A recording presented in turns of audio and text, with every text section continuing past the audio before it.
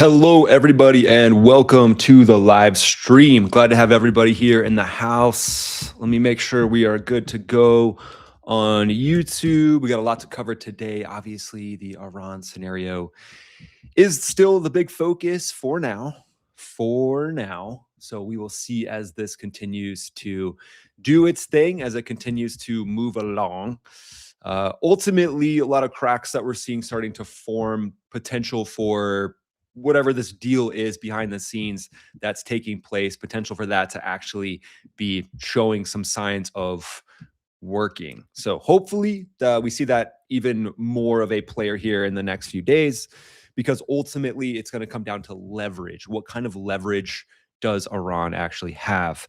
Good to see everybody in the chat tonight. Punisher, Nathan, James, Tony, Jay. Good to see the team here tonight.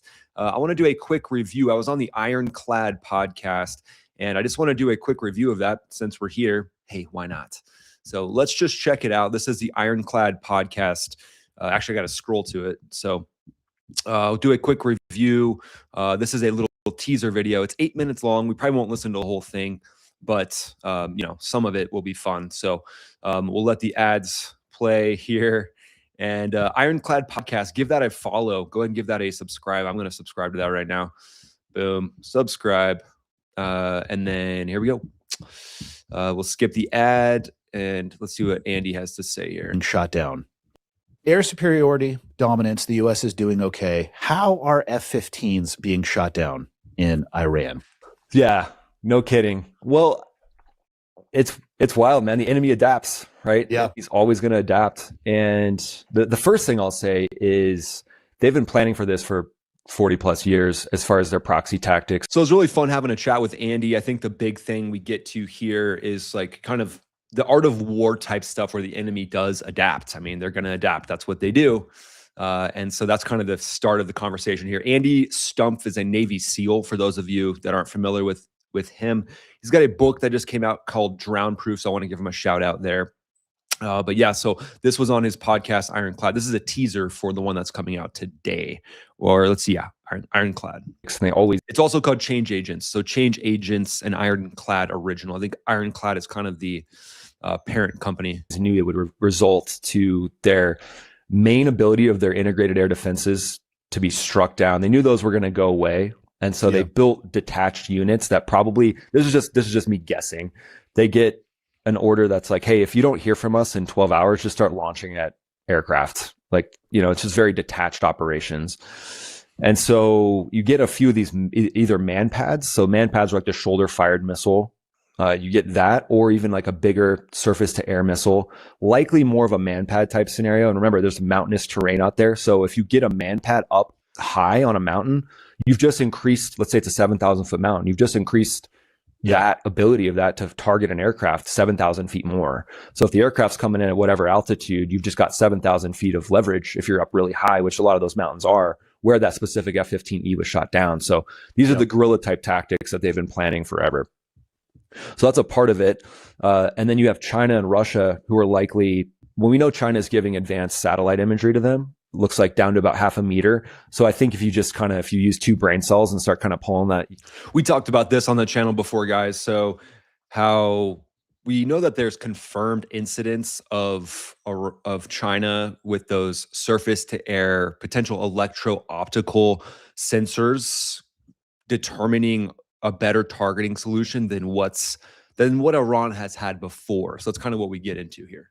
Piece of string, like, well, okay, maybe China's not giving them the missile themselves, but if they're giving them this upgraded target imagery, China's really good at electro-optics. And so, I mean, some of their cameras have like 1,000 pixels, right? They had them like 10 years ago. So their pixels, their ability to use electro-optics are really advanced.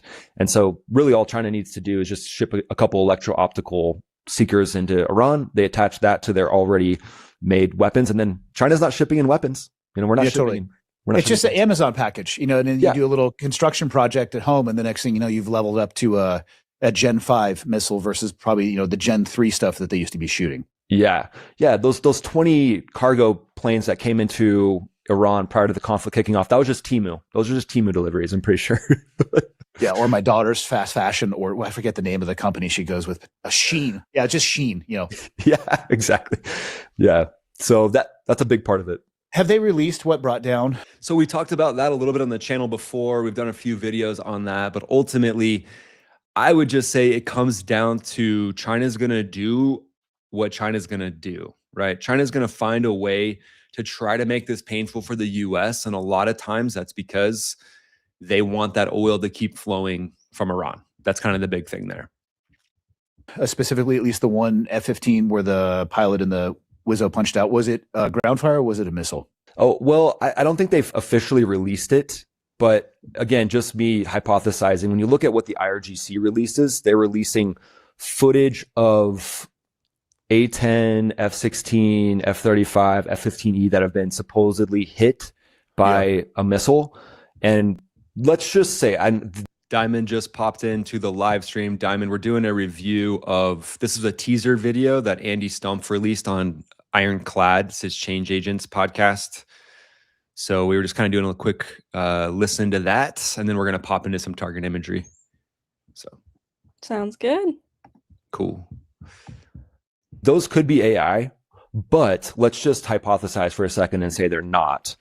If it's not AI, the thing that I notice in it is the aircraft aren't maneuvering. So in pretty much all of those different engagements, the aircraft is just chilling. And that's not anything any fighter pilot in the world would do in a fourth generation fighter. Yeah, I'm not even a fighter pilot. I'm like, hey, there's something coming to hit you. At least give them a little shuck and jive at the end. Yeah, exactly. Yeah, just a little Heisman. Just give us a little bit. Something, a little wing, like give me a little bit of something so they at least have a chance of flying. Yeah.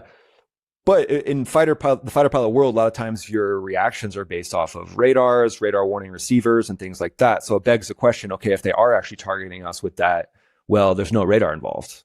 So this is something different that the enemy's going to adapt and overcome, right? Yeah. So and this has been a big topic. A lot of you guys have asked me about this. So I thought it was cool that he's actually covering it. I mean, it just shows the level of detail that Andy's into.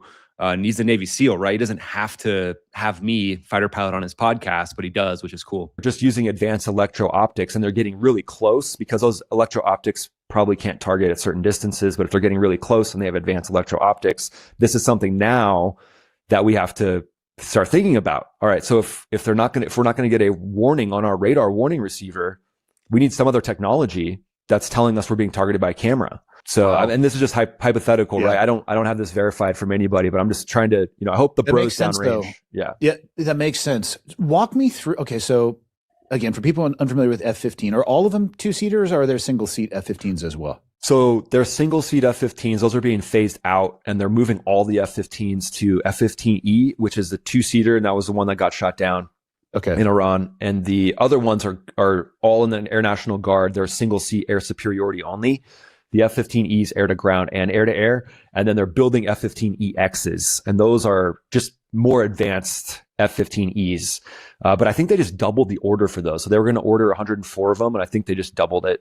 The structure motorized pergola system is reinventing the way home. There. So yeah, ultimately, I think the order got doubled. We'll verify that, but I'm pretty sure the order got doubled, which says a lot about the F-15EX and just its capability, its ability to be a workhorse, and that's why the order got doubled. And you have a weapon systems officer in the back. You don't see this come in. The aircraft is struck. Like, what are you thinking? Are you trying to point this thing back towards friendly forces? Like, what is the communication going back and forth?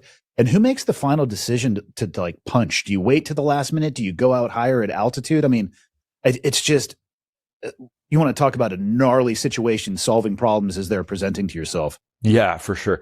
So the first thing, if you get hit by anything or you take any damage from something, you try to zoom, you try to climb away. So get as much distance from the ground as you possibly can. We do what's called turn your energy into altitude. So you're turning your airspeed into altitude, you go up, and then you're assessing. So literally what I would do, it's like muscle memory. We practice this in the sim all the time. Just select max afterburner, a little plug for myself there. And then you start to pull up, you zoom up, and then you assess. So your first thing, distance from the ground. And even if that buys you a couple hundred feet before you eject, like you just might have saved your life. Yeah, for sure. So you're doing that, and then you're just looking at the stack of your engines. And likely on that one, if I remember right, both of the engines got hit. So it's kind of like a rearward hit. So you probably just see red bells. So I'll say it is pretty wild doing this in the simulator, and you see all the things that you never want to see while you're actually flying the plane light up, all the different red bells and whistles showing like this engine's down, that engine's down, we've got this issue going on. A lot of that you see in the sim and you're like, whoa, we call it the Christmas tree. Basically, everything lights up like a Christmas tree. And that is not something you want to see when you're actually flying. And whistles light up in front of you and you're like, oh, this is not good. And that's okay to continue flying as if your aircraft feels controllable, but it's like the seat of the pants type thing. If you start to feel something weird like this start to spin you, which it looks like that one did, because the aircraft had some sort of structural damage that caught the airstream, and then boom, it started to flip it. As soon as you start to sense that, you got to get out fast, because the aircraft could disintegrate. I mean, you could take battle damage from the missile itself. So you want to get in a good ejection. Just a gnarly scenario. And I think it like hats off to the pilot and the wizard that were actually involved in that. And envelope to not like break your spine or something like that. But in a moment like that, you're going to zoom, you're going to check, and then likely, okay, this thing's not flying anymore because of that weird sensation of that spin, centrifugal force. And then either the way that you have it in the F-15E is when you're flying in combat with when you're doing like an incentive flight, you don't have this set. If you're flying with a qualified aviator, weapon systems officer in the back, you have the setting where whoever pulls the handles, both go. But the Wizzo always goes first. Yeah. Okay. Man, what a gnarly situation. I did see a video recently where they didn't have the setting on where both go, because the guy in the back on the recruiting ride, he punched on the ground, or lady, and that probably is not awesome. Oh, brutal. Yeah, that's going to be your last. And then it was prior to takeoff, right? So yeah, I think they were in the taxiway. There's going to be some paperwork associated with that. Oh, brutal, man. Sure. Yeah, like 00. They're like, yo, so how'd the incentive flight go? And he's like, well, I ejected and punched out. But besides that, it was awesome. Like, man, gonna get a nickname out of that one. And the parachute opened, I was like, sweet, that's awesome. And you're having a real shit probably month for the rest of this. Yeah, you're getting a nickname out of this one. That's not going to be good. There we go. Obviously, my brain's thinking the same thing then as now. For sure. Cool. So there you go, guys. Change it. Let's see if there's another minute left. Let's see if there's something else.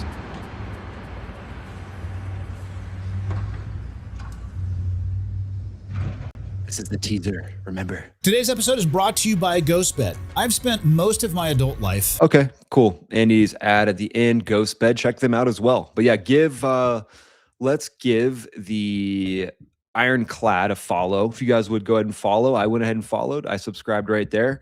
And I'm excited. The full episode's going to drop, I think, today, actually. So he was going to wait a little bit, but he actually pushed it up a little bit to release it a little sooner. So yeah, that should be cool. Diamond, any thoughts on kind of that teaser episode?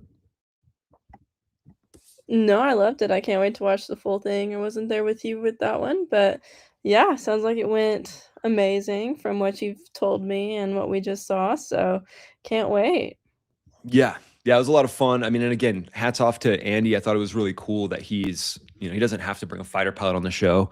He's a Navy SEAL, former Navy SEAL. And so the guy is just curious, wants to learn a ton of stuff, which is awesome. So yeah, gotta love that. Yeah. I did make I wonder if I can pull this up real quick. I made a little, that was posting something on X. Oh. I made a little thing on Instagram because something did happen with Andy that I wanted to share with everybody, just so that I could get the truth out to everyone first. So let me see. Are you there? Can you still hear me? Yeah. Okay. I have like the live pulled up on the left to make sure it's good on YouTube, and then I have it on Restream. So for all you out there listening, that's why sometimes I'm like, hey, you guys still there? Anybody there? Yes. Just want to make sure the stream's going good. I feel like our days of having the stream not work are behind us. Knock on wood. So yeah, I was gonna say knock on some wood. Don't jinx us. Now we're going good. All right, let's see if we can share this. I think this will be fun. I wanted everybody to know the truth behind what's going on, which is kind of the things that have been going on with Andy lately. And so people were asking about this, and I just wanted to clear the air. So I'll go ahead and share this with everyone real quick. Oh, here we go. Well, let me start it over. So we get the sound going. Stump's podcast. Okay, I'm gonna start that over. Hey guys, so I wanted to give you the truth about what's going on. So I was on Andy Stump's podcast, Ironclad. There's an episode right now. You can find it on my channel. But ultimately, he made a joke about writing a book called Men Afterburner because he knows I want to write a book called Max Afterburner. And I thought it was all a joke. And then I came across this. And I was shocked. I was stunned. The thing I do like about the cover, though, he has the F-22 kind of like making love to the F-15. I would have probably done that as well. So I like that. But ultimately, I just want you guys to know this is out there, basically stealing what I want to write. But he has his own book too. So I would just say to Andy, I would say just focus on your own book right now, Drown Proof. I've heard it's good. I haven't read it yet, but I would just say you've got your own book out there right now. So why not just focus on Drown Proof and not Men Afterburner so close to the release of your book? That's just what I would say. And I just wanted all the people to know the truth. Hey guys, so I wanted. So yeah, I mean, isn't that wild? To give you the we figured that out that he's writing Men Afterburner. I mean, I think it's pretty crazy. Yeah. Like, is he actually, did you tell him you were writing yours and then he decided to write that? Yeah, well, he made a joke. He was like, well, I'm going to make a book called Men Afterburner. And I was like, well, I had thought about writing a book called Max Afterburner. It's something that I'm thinking of. We are in the process of writing that right now. And he's like, oh, well, I've had this idea first, basically is what he was getting at. So I don't know. Pretty wild. Okay, yeah, that's, I don't know if that's a coincidence or not, but I mean, definitely wish him all the best, but yeah, that's not cool. Like if he is stealing your ideas and things like that. Yeah, let me just so everybody can see it. Because we know we've got some people listening on Apple and on Spotify as well. But I'll pull this back up. I'll just go to the actual cover just so everybody can kind of see it, and I'll kind of describe what I'm seeing just so everybody knows that Andy's basically, writing. I mean, he's already got a book right now. Like he's in the middle of his book launch for Drown Proof. So it's pretty crazy that he would do 2 books, try to get 2 books out there at once. But yeah, this is Men Afterburner, which if those of you that don't know, Max Afterburner is like the setting where you're going really fast and like that's as fast as you can go. Men Afterburner would be like, yeah, I'm awesome, but I don't want to be too awesome. So that's what I would say to Andy writing Men Afterburner is like, yeah, you're basically telling the world you want to be like kind of awesome, kind of like vanilla ice cream awesome is what I would say. And so it's not like a rocky road, like delicious ice cream. It's like maybe like a really bland vanilla, like a sugar-free vanilla ice cream is kind of what Men Afterburner would be. It'd be like scratching your butt with a boxing glove. Like you can't actually really get a good scratch because you have a boxing glove over top. Where did that even come from? What? Where did that reference even come from? Do you have experience in that? Well, you can see boxers sometimes when they're boxing and they try to scratch their butts like in between fights and stuff, or they're just trying to scratch their face or whatever, like using the boxing glove, and you can't really like get a good scratch. You know what I mean? So yeah. So yeah, no. So people in the chat are asking what Max Afterburner actually means. So Max Afterburner is a setting on the actual fighter jet where you put the throttle all the way forward, and there's actually a little thing that says Max Afterburner on the jet. And so the fact that, Andy wants to do Men Afterburner, there is actually a setting called Men Afterburner, but you really only go there if you're like, I don't want to be extremely awesome today. I just want to be like kind of awesome. So then you go to that Men Afterburner setting. So that's kind of like the statement that Andy's making with Men Afterburner. But I have heard his book Drown Proof is cool. So I would just say, just everybody out there, like check out Drown Proof. Like definitely want to support Andy, but also like I just think it's weird that he's trying to steal the Men Afterburner, the Max Afterburner brand by making a Men Afterburner book. So I don't know. Any other thoughts on that, Diamond? Just put the truth out there, I guess, is the goal, Yeah, absolutely. And you said he was a Navy SEAL, right? Am I getting that right? Yeah, he's a Navy SEAL. Yeah. Then he's like a Navy SEAL. This is like the part that I noticed that's like kind of, I guess, the most like red flag blinking thing to me is like he's a Navy SEAL, and that's absolutely fantastic. Thank you for your service. Like, verified badass. Like he's awesome. Like the Drown Proof book is really cool, and like Navy SEAL thing is really cool. But But Yeah, exactly. So, like, wish him all the best, but then, like, with this book, there's fighter jets on the cover, yeah, and it's clearly. like, to my knowledge, and correct me if I'm wrong, but, like, the Navy SEALs have nothing to do with fighter jets. Yeah, I mean, we work together, like, we work together on operations, right? Like, but, Yeah. I'm not gonna do, sorta drown proof and have, like, a Navy SEAL on a book, like, drown resistant. What if I did a book called Drown Resistant, and it was, like, me and, like, Navy SEALs underneath Mhm. it, like, Yeah, I don't yeah. exactly. So it's like, I mean, I don't know. I just think that's too much of a coincidence. Yeah. And with you saying that too, and with the 2 fighter jets that, he never did fly, and, Navy SEALs don't fly them or, like, anything really other than work together with them, like, they have nothing to do with them. And Yeah. so, I don't know. I don't like that. I think it's too far. I think it's rude, and yeah, he's trying, like, it definitely seems like, to me at least, that he's trying to kinda copy us, so Yeah, just a little bit. But he is a pilot though, and he's a pilot, like private pilot, helicopter Mhm. pilot. He's got a lot of piloting. Yeah, So it's not like but he's not not fighter jets. no, not I don't think he flew fighter jets. I mean, as far as I know, most Navy SEALs have never flown fighter jets. Some become fighter pilots or, vice versa. Mhm. But I've seen a handful of Navy SEALs become fighter pilots, but I don't think he became a fighter pilot.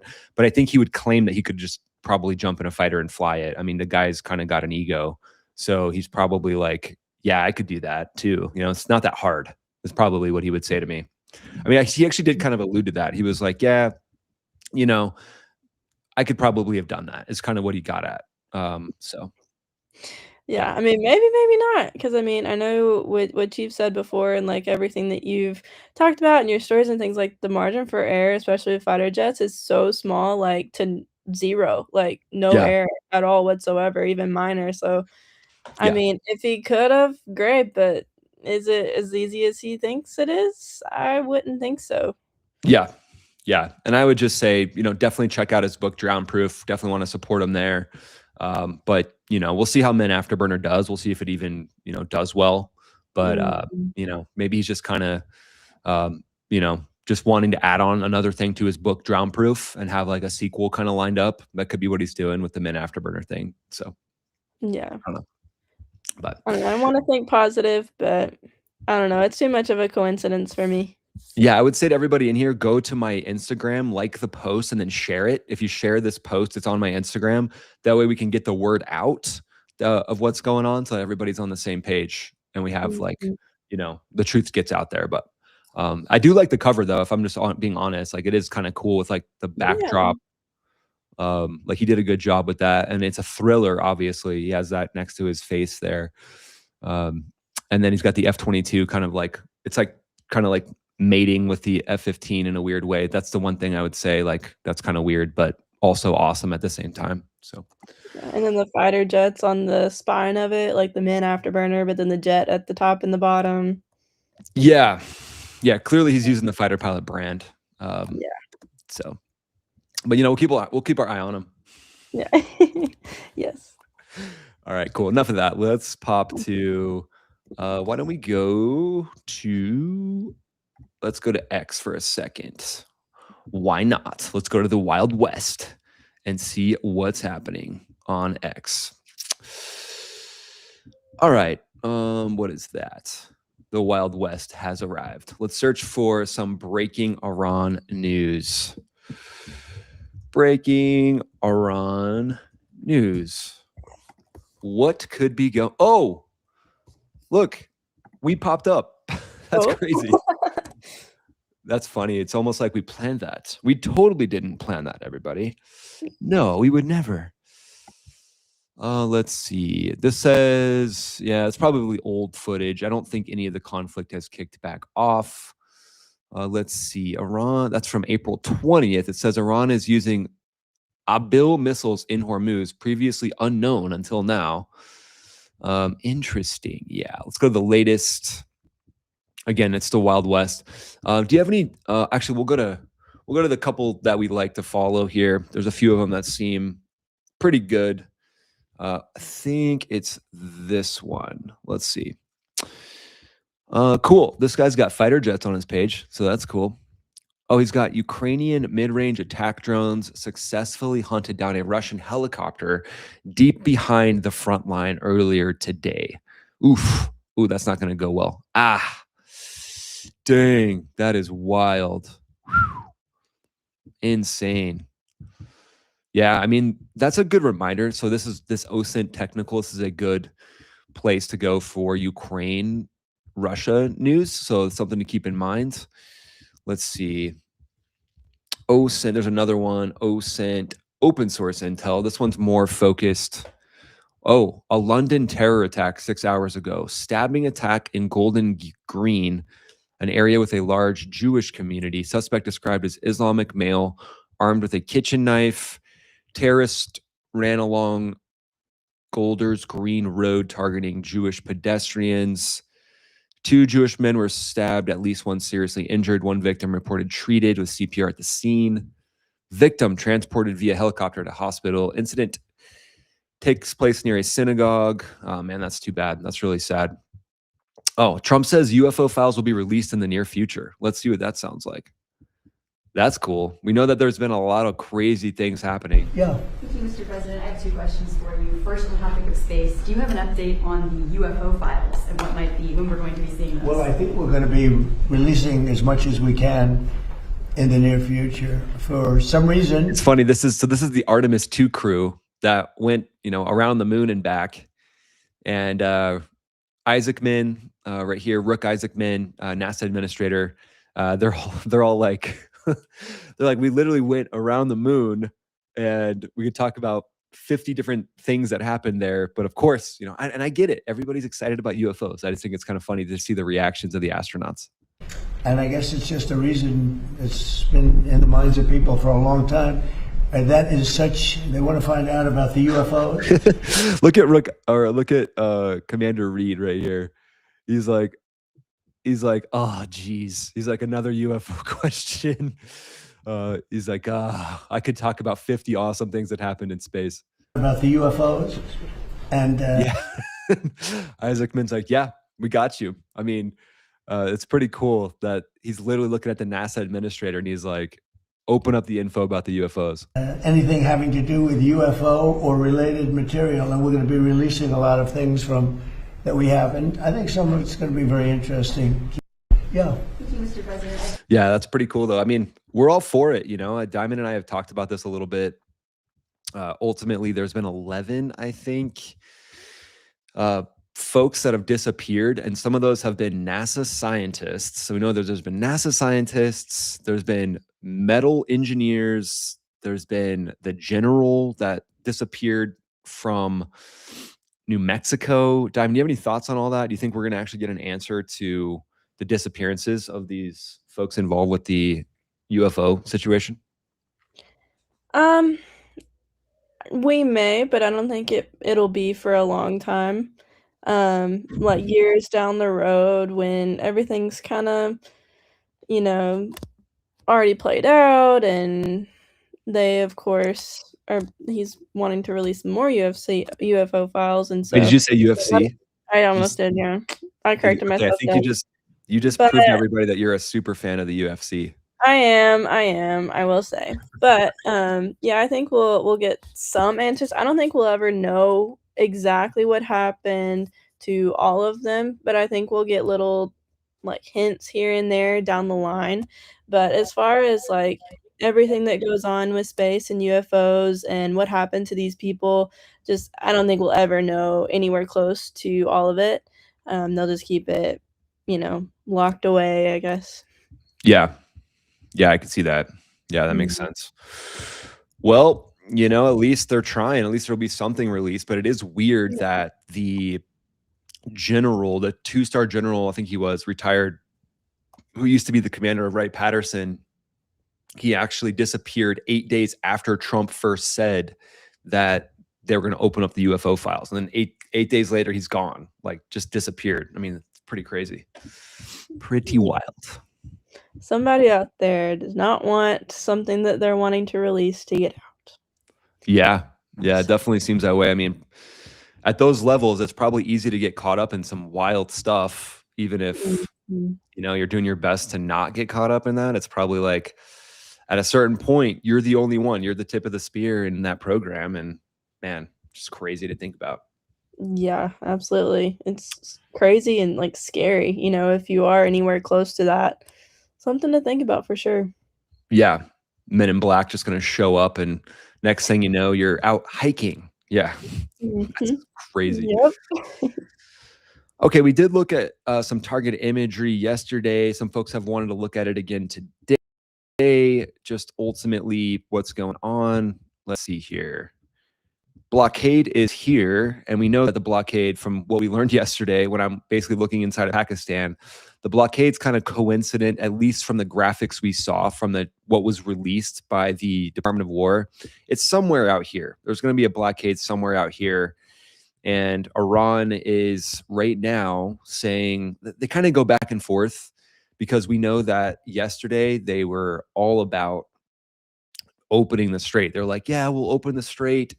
No problem. We'll open it up. Just we don't want to make any nuclear concessions. So it makes me just kind of point out, I pointed this out in the video today, this morning, if you guys saw it, but if you look right here, so Iran doesn't own, I think the international rule is 10 miles from your coastline. And that's like, there's an air defense identification zone called an ADIZ, typically somewhere around 10 miles off your coast. And then the maritime identification zone is probably something close to that as well. It might be less. It might be 7 miles. So if we just look what Iran actually owns, I mean, it's an international waterway. But if we go, here, we'll change this to miles. So this is what they would own right here. That's I just saved that right there. So look at this. This is what Iran would actually technically own with the 7 miles off the coast. But since they know they're not going to follow international law, and the world has just allowed them to do this, again, when you're lazy, you let someone break the law, they're just going to keep pushing and pushing and pushing until you stand up to them. So 7 miles off the coast is right there. We'll give them 7. We give them 6.9. No, we'll go full 7. Yeah, 7.5. There's 7.5 miles right there. So 7.5 miles. I mean, come on, really? Like, you're going to take 7.5 miles and then say that, no, we actually own all of this, and we're going to mine this area right here to force all the ships to come closer to Iran itself.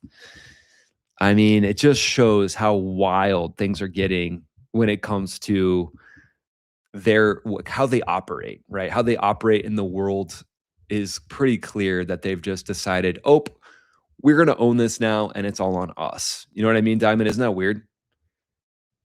Yeah. Yep. Let me see the chat real quick. How's everybody doing? We got Nunya, Wheel, Mr. Latch, the whole team. I'll pop to the document as well for the super thanks. There's any of those coming in. Yeah, you got some in there. Okay. Bill Kennedy says, will we need Marines to help with regime change? Well, I think they already are, ultimately, because there's a lot of Marines that are part of the blockade. The assault ships, those are run by the Marines. Those I think they intercepted and then redirected a ship just yesterday, where they just were trusting but verifying to make sure the ship was going to the right spot. And so the Marines came in and helped out a ton with that. So the Marines are going to turn the ship around, and they're there as kind of just like the adults in the room, I would say, when it comes to Iran. They have the amphibious capability to do so many things with the Marine Expeditionary Unit. They've got F-35Bs, CV-22 Ospreys, so tons of options for them to step in and help out. So they're kind of helping right now, and this blockade, to me, let it go on for a little while. Let it go on for a little while. Let it go on for a couple months. Let Iran's regime start to feel that squeeze. It's not going to go well for them, feeling that squeeze. Diamond Sarah, buy the kid a lollipop. Okay. Yeah. Nice. Yeah. They're trying to help us keep the kids quiet in the background, I think. Very kind, Wes. Thank you. Bill Kennedy says, if IRGC stays in power, they win. Yeah. I do understand what you're saying. I think you're onto something with that, because they're just going to do the same exact thing they always do. So the goal is weaken the regime so much that there's kind of a soft regime change. And then who knows, at some point, the population could be turned loose to try to do something in their country. But it's going to be hard. The IRGC owns all the guns, which is wild. Oh, I was going to add this too. When it said, when the West Downer says buy the kid a lollipop, I thought they meant you. I meant give you a lollipop. They would never call me a kid, ever. Of course, no one would think that.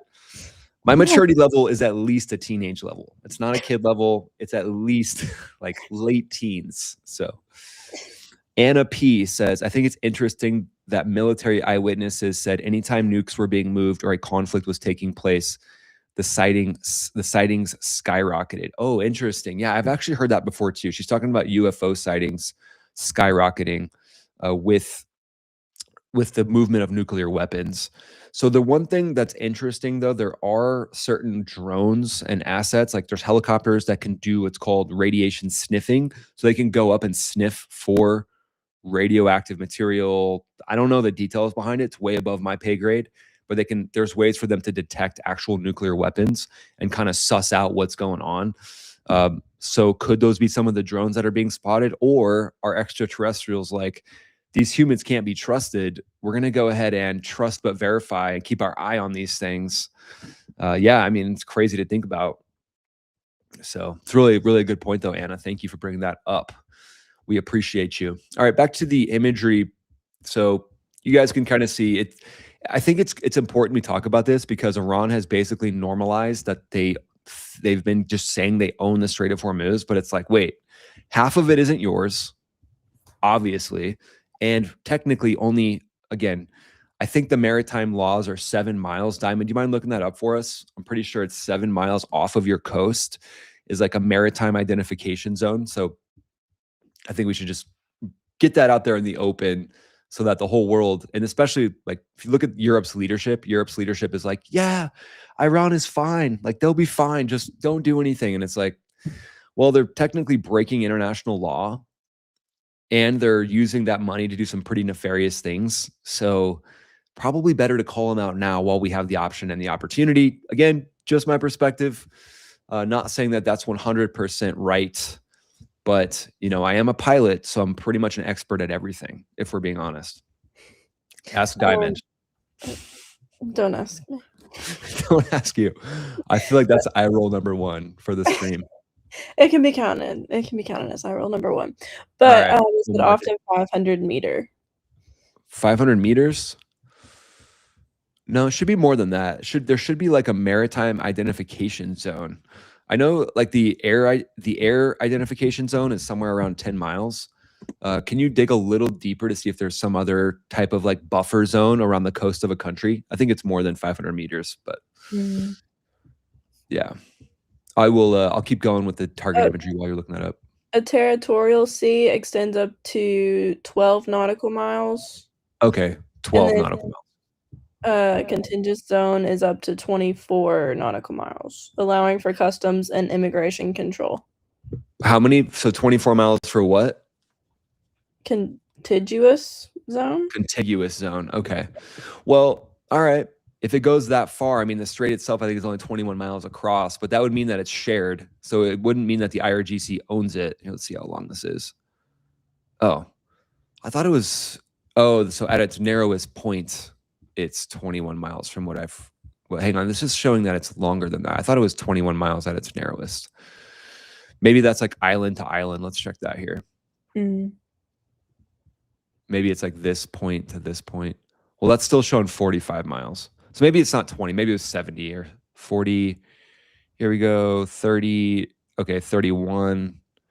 Let's try this. If we go from here to here, 32. So yeah, it's pretty, I mean, it can get pretty tight in here. But even let's say if it's 21 miles, like you said, okay, fine. I mean, Oman should have the same thing. Oman should have the distance going from here to here. But ultimately, there's going to be a few miles where it's not technically in that 21 miles. If we're just going by international law, which of course Iran doesn't want to go by any international law. That is not something that they're very excited about. So let's see. Imagery. Oh yeah, and then Diamond, can you come up with a couple different ideas for videos for tomorrow? Just some topics that are going on, and include something on Cuba, and just make them kind of shorter. Basically, just giving people an idea of like this video will be on Cuba, this video will be on something in Iran. I mean, there's a lot of options there, lots of options we could go into. All right, so the target imagery itself. Let's get out of the ruler. All right. This area is kind of the, I mean, it can't be understated how strategic this is too. This is one of their main ports. So if you look, we can kind of see how focused they are on naval power, big naval power country that used to have a lot of massive ships. This is the Rajai port. Let's see what we find around here. This one looks more civilian oriented, so more oil oriented. You can see the big tankers. I mean, just like the massive amount of tankers in Iran is insane. I mean, it is just wild. Like the capability of them to have a legitimate economy and like become a normal country is pretty epic. I mean, but they take all their money right now and they pretty much put it into extreme amounts of bunkers, military hardware, and of course they want a nuclear weapon. That's what they see as being able to help them keep the regime in power. Oh, look, we found a hovercraft base. It's kind of cool. So a lot of their capabilities have been taken away. We haven't heard too much about hovercraft being hit, though. So let's see what this looks like. Oh, wow, that is a massive hovercraft. Huh. Yeah, I haven't seen any target imagery of hovercraft being hit, but that's pretty epic. I mean, when you look at the militaries in the area, you got to hand it to Iran. They haven't been slouches. Like they've fully been focused on building the most extreme military that they possibly can, even down to the details of having hovercraft. I mean, Iran having a hovercraft, like not something that a lot of people saw coming, I don't think, but it just shows the sheer focus that they have. I'll make this a little bigger here. The sheer focus that they have on actually having something left for military force projection. So I want to drive one of them though. You know, once Iran becomes a safe country, can we just turn this into some sort of like a Vegas exhibit where we just get to drive these things around? I mean, I would basically give my year's paycheck to go drive one of these things for a day. It'd be so much fun. Diamond, you can be my co-pilot. You can be my wingman anytime. Here's the airport next to it. So relatively large airport, kind of hard to see what it is. I mean, it looks like almost like an unimproved type surface. Looks definitely like it's in need of some work. We'll just say that. I wouldn't want to take an F-16 on this. But again, they're not going to take an F-16 on this. Likely more made for cargo planes. Focused on drones. That's kind of their main thing. Focus in on the drones. Focus on things that can overwhelm radar defenses. They don't, you know, fighter jets, not going to be their main focus. So honestly, their pilots, like their fighter pilots, I'm surprised that some of them continued in at the early parts of the war and tried to actually strike places in UAE, Qatar. Ultimately, if those fighter pilots were smart and they had 2 brain cells, they would have taken off and then punched out and basically become, you know, prisoners of war. And then they would have gone and lived like an amazing life in the US. I mean, I'm surprised there haven't been more defections. I do think that shows, or maybe there have been defections behind the scenes and we just haven't seen it happen. This is an example of a SAM site in Iran. So S-75 SAM sites, air defense sites. You can see these are all truck mounted. So truck mounted ballistic missiles here.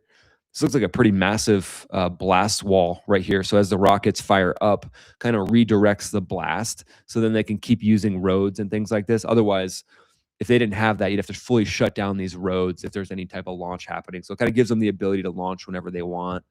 And then air defense sites. So air defense sites, obviously very popular in Iran. This one looks like it has some sort of a hardened bunker type setup. And this is like a covered entryway.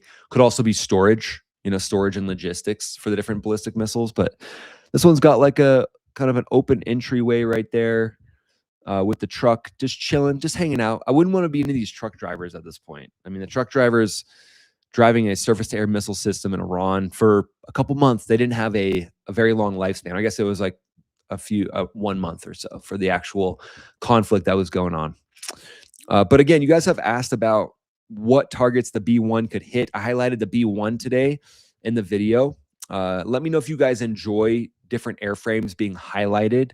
I like to highlight certain airframes, and honestly, it's a really cool ability to give a shout out to the crews that are operating right now. And I want them to have a place that they can go to, like a little time capsule, once this conflict fully winds down, and they can be like, oh yeah, we're the B1 team, and they can go and look at the B1s. Or if you're just interested in B1s, you can kind of go and see what the B1s are doing to prep and prepare should the conflict kick back off. So it's kind of one of the main focuses there. Let's see some of these targets that we were looking at here. Munitions storage bunkers. Let's have a little peek. And again, we could literally do this for like 6 hours. We could be, I mean, and then we still wouldn't be done.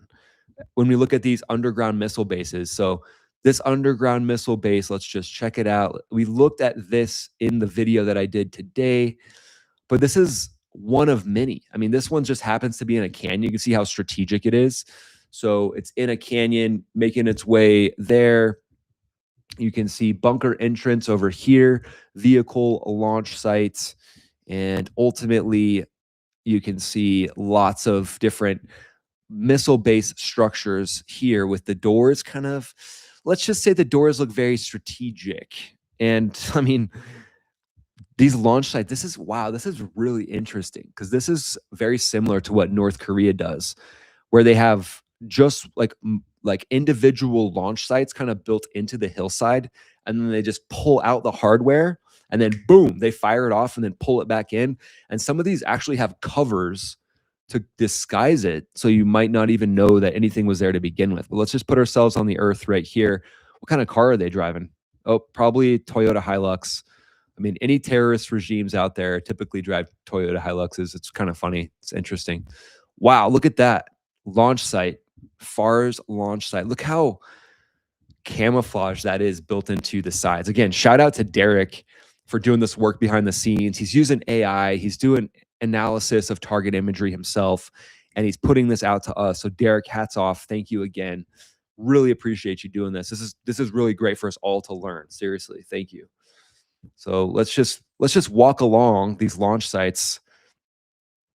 I mean, there's not even a road going up into it. So maybe this kind of has a hydraulic lift where the actual door of this just opens up and lays down. That could be something that we see there.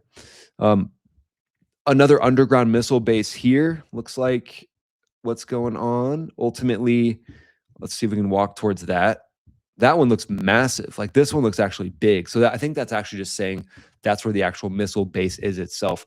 But you can see more like bunker door style things along these points here as well. If we just zoom in with our high powered lens, there we go. Diamond, how's the chat going today? How's everybody doing? Have you had to use your high powered microwave to zap people out of the chat? It's also her keyboard. We call it her high powered microwave weapon just because drones are such a thing nowadays. But it's her keyboard, and she's pretty ruthless with it. I've seen her use it, and it's like not something you want to mess with. How's it going? Yeah, it's going pretty good. I've had to zap a couple people, but overall pretty good. Nice. Yeah, just had to zap somebody now. Sweet. Yeah, help us get the stream out. We got hit the like button. That'll help the stream boost in the old algorithm. Yes.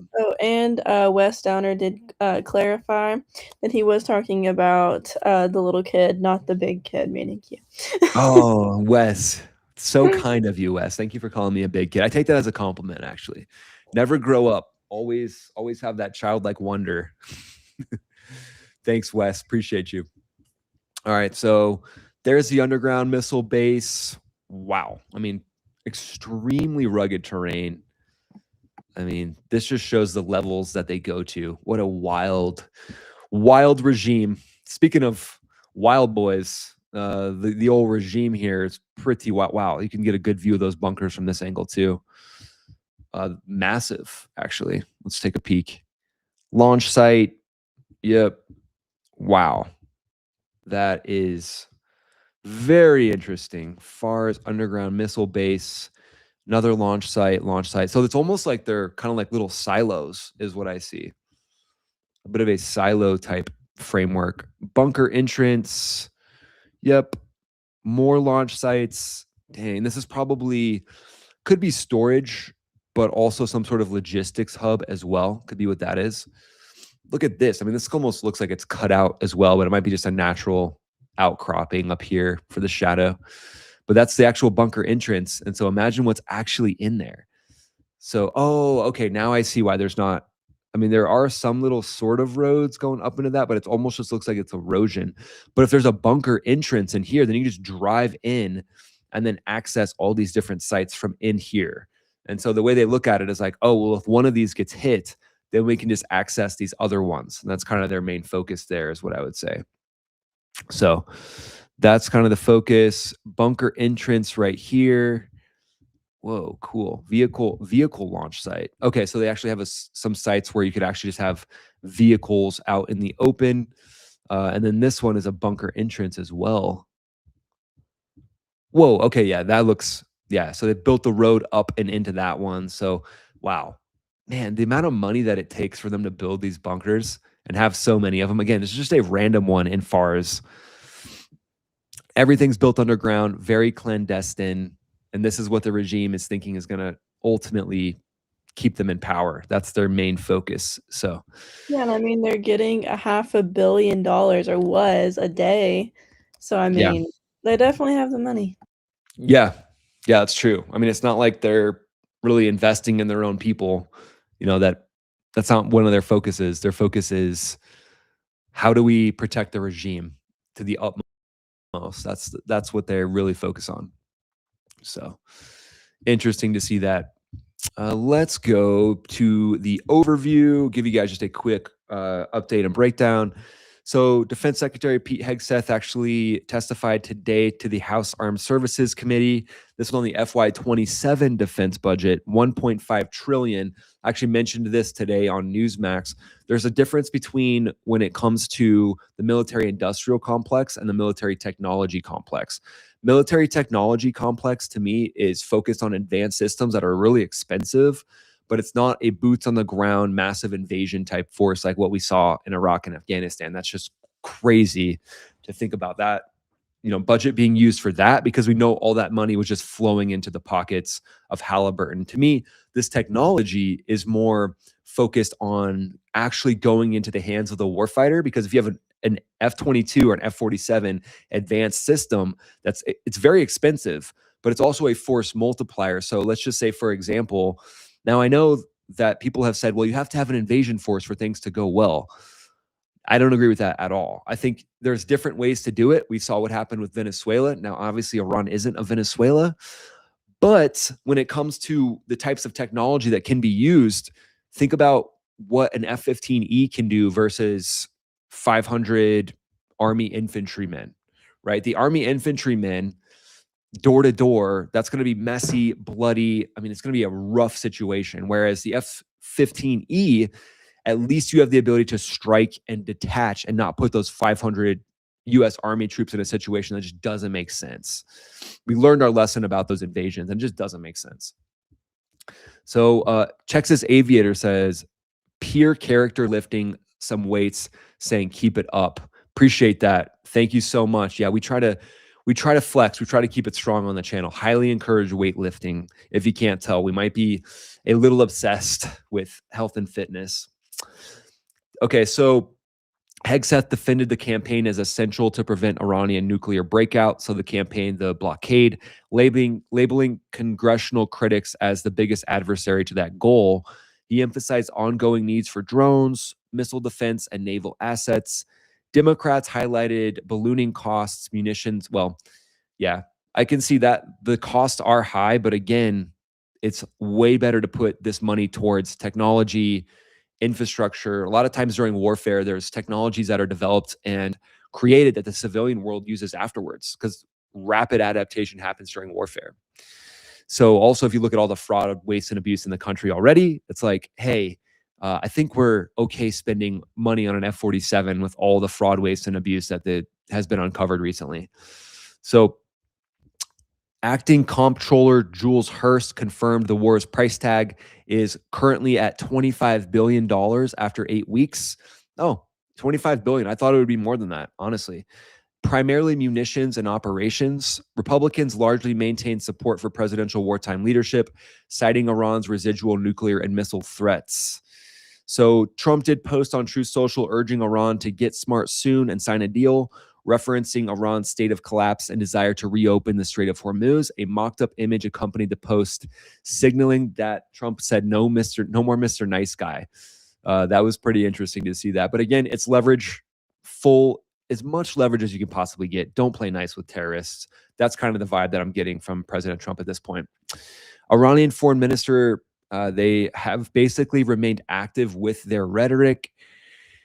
They gave a two-phase proposal: immediate mutual de-escalation on the Hormuz blockade, followed by later nuclear discussions. I think that's funny. They're like, later, we'll just discuss the nukes later. Trump administration sources indicate the proposal is unlikely to be accepted without firm nuclear concessions. Revised Iranian offer expected via Islamabad by the end of the week. So the blockade's going, and you can bet Iran is doing everything they can behind the scenes to develop weapons, be prepared, be ready, and then they want to strike a deal that allows them to continue to develop their nuclear weapons program. Economic domain. Yeah, Brent crude is actually increasing a little bit. Let's see. What is Brent crude? Hey, Diamond, can you look and just see what Brent crude's price is right now? Putin-Trump phone call reported by Russia reviewed Iran's ceasefire status. Moscow signaled support for prolonged nation and warned against any U.S. ground incursion. Well, okay. Obviously, I think everybody knows that. Zero confirmed strikes. Obviously, right now, U.S. naval forces continued enforcement of the Iranian port blockade. Iran maintains effective closure, throttling of Hormuz traffic. Shipping's down 95%. No change to U.S. force posture. 3 carriers remain in the theater. No additional munitions expenditures are reported. We know that prolonged Hormuz disruption is not ideal for the world, but what we're seeing Europe do is ship a ton of their oil tankers over to the US. So what happens from here? Most likely, what's the outcome? So there's the potential for the continued stalemate with this diplomatic maneuvering. So diplomatic maneuvering is happening behind the scenes, possible Iranian economic concessions or US sanctions tightening. Oil volatility will probably persist, escalation triggers. So Iran rejects the extension of the blockade, obviously, but they've said that they've blocked it as well. So it's like their own medicine, it seems to be getting to them a little bit. Proxy actions, they want the ceasefire to come in Lebanon, between Israel and Hezbollah. They want all these ceasefires to be a part of the deal. The U.S. response right now seems to be focused on naval and economic pressure. That's what we see happening right now. Naval and economic pressure basically leading the charge. That's what's at the forefront. So again, you guys have asked for it, so you will get it. You guys have asked for some police body cam footage review. So we're just here to help. We're here to give you that. And we're going to pop to that right now. Just because it's awesome. We love law enforcement. We love supporting law enforcement. And so we are going to review a little bit of police body cam footage just because it's fun. And it's pretty insane to see what police are put up against and what they're asked to do. So we'll just say that. Pretty wild. We know we've covered a few of these in some of the streams so far. So let's go to the middle of this one and see what we can find. Oh, before we start that though, you asked the price of the Brent crude, and right now it's at 118.86. Oh wow! Yeah, so it skyrocketed pretty high today. Huh. Yeah, it like this morning it was like down at like 110, 111, but today it's gone up quite a bit. But hopefully that'll come back down before the end of the day, and yeah. I love your optimism. Yeah, we'll see. All right, let's check this out. This should be a good time. Just like Sandra Bland. Can y'all tell me about her? I don't know who that is. Can y'all tell me about her? I don't know who that is. Yeah, y'all arrested her. The cop, you can just hear it in his voice. He's like, oh no, not again. Like Sandra Bland. They arrested her. Tell me what happened. Jesus. I don't believe the IRS Under his breath, he's like, oh no. I can't believe I have to deal with this. Miss Bland. Ask her how she put her car in drive. Look. How do you put your car in drive? Look, just it's a button at very bottom. All right. We can't see anything in this one. Oh, we got an angry guy on a plane. This should be good. Confidence. Out of all the bizarre cases, it's situations like these where officers often wish that when criminals are given the right to remain silent, they'd actually use it. The woman was charged with DUI. Just like this woman, the guy up next just couldn't keep his mouth shut. You are being power hungry. Oh man, this guy. Yes, here we go. Bunch of son of a... On September 6th, 2021, the Salt Lake City Police Department received a distressing report about a turbulent situation inside a plane. Turns out that an intoxicated passenger on the flight was wreaking havoc. The man was reportedly growling and hurling aggressive... Dang, that pilot's even like, hey, just calm down. So the pilots are not supposed to go outside of the cockpit while flying. This is happening while they're on the ground still. Remarks at fellow passengers. He even insisted on exiting the plane while it soared over 30,000 feet in the air. Another passenger recorded all of this drama. Oh, so maybe they're saying it is airborne, but the pilot shouldn't be back there. Sit down now. You can't hold us. Okay, they've got the cart out, so that's good. We're out on the ground, sir. Sit. Yes, we are. We're only grounded. Sit. You see anyone else getting up? Sit. God. Sit. You sit down in our seat and you stay. Don't bite it. Really? Oh man, this guy is hammered. Okay, I think what were you gonna say? Like, what does he have to do with anything in this situation? I He said know. Joe Biden. It's like, I where know, did he come seriously. into the Just crazy when someone goes off their rocker like this. I mean, I would say credit to that pilot for being as calm as they were. They were pretty calm, cool, and collected. But wow, what are your thoughts? Some people, I mean, he is clearly very, very over the limit intoxicated. And Yes. I mean, do it at home if you're gonna do it. Yeah, Don't do it seriously. on a plane. I mean, that's a really good point. If you're gonna drink, like, why are you putting down 10 vodka sodas on a plane? Like, yeah, Yeah. go home. Like, maybe have one, enjoy your flight. Maybe have max 2, but go home. If you're gonna get like this, first of all, probably not a good idea in general, but do Mhm. it in the comfort of your own home so we don't have to be exposed to your crazy. Be great. Yeah, exactly. All right. Well, I think that's it for today. Diamond, any closing thoughts before we wrap this up? Thank you all for being here as always. We love doing these lives every day. Well, pretty much every day at this point. Um, we love you all. Thank you so much for supporting us, all of your super chats, all of your memberships, everything like that. Just help us just do this as a full-time job, what we love to do. And yeah, thank you all so much and hope you have a great rest of your day. Appreciate everybody. See you on the next one.